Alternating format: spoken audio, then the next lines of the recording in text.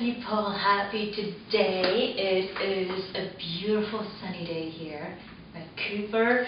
So excited because I wanted to do this for quite a while, and I'm just so excited it's fall because now I can do it. It's gonna be a wreath, right? So exciting. And I'm gonna be using this arrangement from our last video, and I'm gonna pull some stuff from it, whether they're dried or still going. I want to use that and kind of give you a bit more perspective of how to create your own wreath.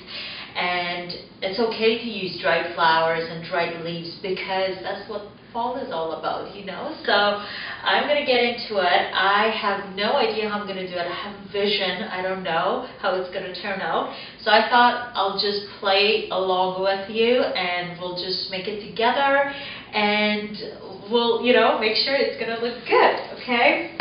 So obviously one of the biggest items that I love to use is this beauty. Look how beautiful it is. I think it is called Celestris, something like that, berries.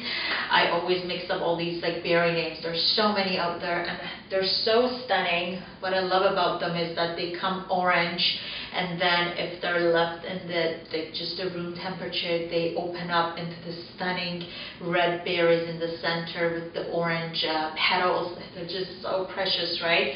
And sometimes you can only put a few of those around your wreath and make it, you know, call it a day because they're just so stunning.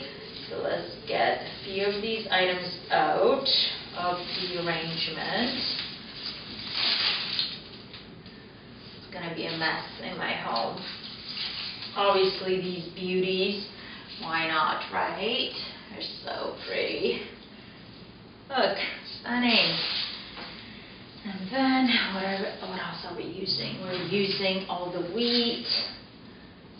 So stunning. They're black. Perfect. The one thing that I love doing when I'm making wreaths, or even sometimes in the arrangement, is grouping. Okay, sometimes when you group a few items together, like this, and putting it, you know, against something, that will just look so much prettier and more impactful in your design. So that's just something you can keep in mind and do. I love this. And these hydrangeas, so they have dried up a bit. Just so pretty. And I love using hydrangeas. And they're dried, and it's perfect. And it will last a long time, right? Because it's just as is. Beauty. Alright, and then we have some awesome oak leaves that we're also going to use, so it's going to be good. And then some persimmons, and pomegranates as well to make it more fall. You may use some of these even dead, not too dead, but like these roses as well. So I think let's just get to it and see what we're at, and then we can add or take off, okay? Alright, so what I've done, I've cut up some fine wire, and fine wire is this. Oops, sorry, it's a big mess. It binds things, or you can just use regular wire. This is a decorative aluminum wire, so it's silver, but you can get the green wires. And again, I think if you've seen some of my past tutorials about the wreath, is that if you get these beautiful branchy wreaths, I think they're sold also at Michael's, and what is awesome about this is that there's so many branches that you can use these branches to hold your stems, especially if you're using a lot of like dried branches. Like let's say if we're going to use this oak branch, we can just go ahead and shove it in there and it will just stay, and we don't need to secure it because it's just perfect as is. Fresh oak leaves as well, because it will dry up eventually, so why not? And these are more colorful and fun too, so it's nice to incorporate these colors into the design. So I'm going to try to use the mechanics on the wreath as much as I can, and if I need to use my wire to attach something, then we'll do that. So if I want my wreath to be like this, we're going to go maybe more fuller here and then a little bit here, okay? That's kind of the vision. So we're just going to see how that's going to go. And these hydrangeas, because we're drying them up, it's no problem to use them as is. Just want to cut them a bit shorter so it doesn't show from the back. Mind you, it doesn't even matter if the mechanic shows from the back either, because it's going to be the door or the wall, okay? I'm going to use these babies. I want to group these because they're more impactful if they're in a group. So, like, just, right? And sometimes it's really cool to kind of bunch them up and use the wire, like just go like this. So like that, what you can do is to use the stem in your design too. Sometimes it's okay. Oh my god, there's a spider. Oh no. Oh, I hope it fell. Sorry. So it's nice to maybe, because we're working with a lot of natural goods and dried flowers and whatnot, why not like using the branches, right? Like, so maybe we can go this way. I'm just not so happy with this specific branch there, so I'm going to take that off, like even this way. Okay, I like it there. And maybe I won't later and take it off. So this one I am going to wire it to one of the branches and secure it. And what's awesome about it is that I've wired it under the hydrangea so the mechanic will not show.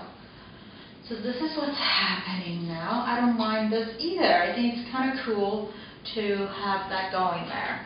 Okay. So far so good. I do like it. Just I want to cut the berry just because this is one of my main elements into the arrangement, and I want to make sure that I have that look that I want. Obviously this has to be an outdoor wreath because it's pretty messy. Like, I want to challenge the shape of the wreath, so I don't want it to be as perfectly round shape. So we can do something like this, so it kind of comes out of its own roundness element, still aligned, but why not adding a little bit of a movement there. So these beautiful wheat, so I'm going to bind them first and then attach it to just so everything is as grouped as I want them to be, and then go ahead and tie it to the branch here. Okay, I think it's a good time to go ahead and add some fruits to our design. These prettinesses, these beautiful pomegranates, they are quite heavy, so I am gonna go ahead and sort of do a little trim. I don't mind having some of these leaves on it. They're pretty dry, but I don't mind it. And I'm going to see how I have to secure them pretty hard. Put them flat so I can secure it, and then I'll bring it back up. So pretty. I love mixing fruits with flowers, especially on a wreath. I like it. Right? I'm loving it. Oh my god. It's probably one of my favorite wreaths that I've made so far. To use. Look at these beauties. Look, this is a perfect branch. What do you guys think? I'm just gonna add a little bit more leaf on this side and we'll call it a day. It's pretty heavy, so that's why I can't hold it up. Arrangement turned into a wreath. That's the title.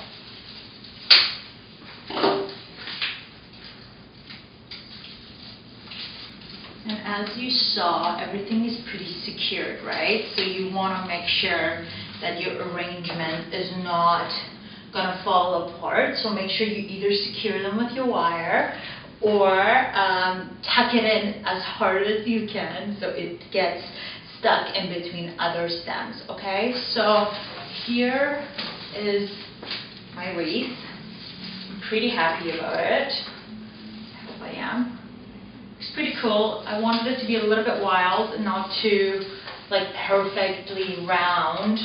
I may play with it a bit more, but I think this is the sort of the angle I want to place it. It looks like a little oval anyway, but yeah, I'm pretty happy with it. A little bit of fruits, a little bit of dried flowers, dried leaves, fresh leaves, and yeah, it's as perfect as it could be. I hope you enjoyed it. I hope you got something out of it, you guys. Let me hold it this way. Thank you so much for watching. Please subscribe if you haven't already. Like and comment. Let me know what you think. Let me know if you have any questions, and I'll be sure to respond. Love you guys.